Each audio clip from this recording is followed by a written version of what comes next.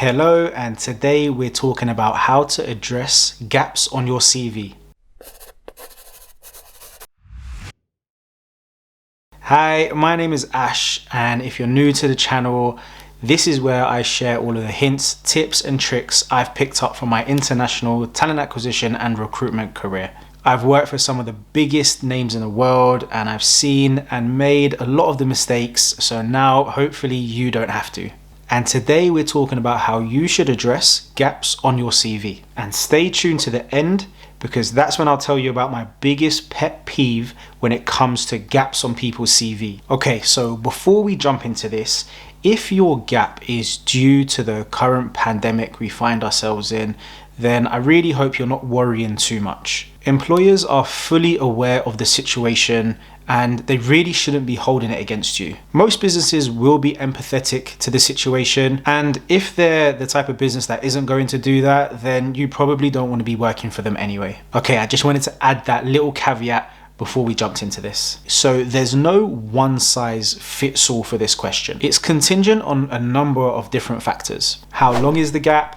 When was the gap? What was the reason for the gap? What were you doing during the gap? And the list really does go on. If you'd like the quick answer, my general rule of thumb is that you should always proactively address gaps on your CV. Put it this way. Recruiters review dozens of CVs at any given time, and they don't have time to call every single person. So don't give them an excuse to discount your CV. Don't let them come to their own conclusions as to why you had a gap for 6 months a year ago. If you were working for 10 years straight, let's say, and you decided to take 6 to 12 months off, just say this on your CV. It sounds pretty well deserved to me. If you took time out to travel, say this and say where you went. Me personally, I always enjoy seeing people's travel stories. If you took a break to study or learn a new skill, then say this. This is all relevant information and gives a reason as to why you were out of work for a while, and doesn't allow the recruiter's imagination to run away with them. Having said that, don't overshare or go overboard with how much information you give out. At the end of the day, it's your life and you don't need to explain yourself to anyone. I've seen CVs that explain every single gap on a CV and every single reason for leaving every single job they've ever had. This is totally unnecessary and takes up valuable real estate on your CV. In my experience, it's been very rare that I've ever spoken to a candidate who had a gap on their CV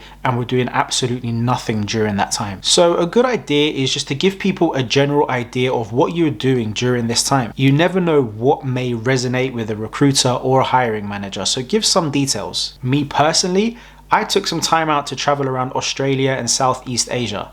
So if I ever see someone who's done some traveling or been to the same places I've been to, I find it a great talking piece. There is one piece of advice I've seen out there that I definitely wouldn't recommend. I've seen people who say use years instead of months on your CV to detail the amount of time you spent at each job. The idea here is to essentially hide gaps on your CV by being purposely vague about how long you spent in each position. Please, please, please don't do this. Recruiters have spoken to enough people to know when the wool is trying to be pulled over their eyes. For me personally, when I see years instead of months on a CV, my instant reaction is to think maybe they're trying to hide the length of time they stayed at each role. Going back to my earlier point, be on the front foot about this. Be proactive and don't try to hide it from people. One thing I really must emphasize though, remember that pet peeve I was telling you about earlier? Here it is. If you've taken time out of your career to start a business or go down the entrepreneurial route, please put this on your CV. I couldn't tell you the amount of times I've spoken to candidates and this amazing story comes from a gap on their CV. We've got to talking and I find out they've built a product, they've built a website, they built a following on social media, they've made real sales, but it's nowhere to be seen on their CV. I don't think some people realize how valuable these skills really are. And the response I usually get is something along the lines of, well, it didn't really work out and it's not really relevant to what your company does. Or if I put it on my CV, your company may think I'm a flight risk. Or it failed, so I didn't really want to shout about it. Whether it worked out or not, These are the skills that businesses these days are crying out for. They want people who have this entrepreneurial flair and can bring it into their business. And with millennials and Gen Zers changing jobs way more frequently than previous generations, quite frankly, everyone's a flight risk, and businesses really shouldn't have this archaic mindset. And just as a final point, I just wanted to raise this, as I've had this question a few times in regards to maternity leave or furlough. If your gap is due to one of these things or something similar, then you absolutely do not have to put that on your CV, and I certainly wouldn't encourage you to do so. So I hope you found this video helpful.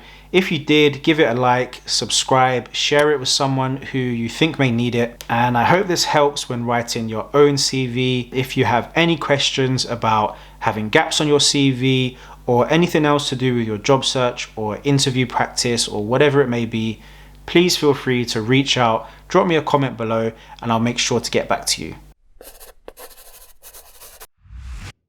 And I'll see you in the next one.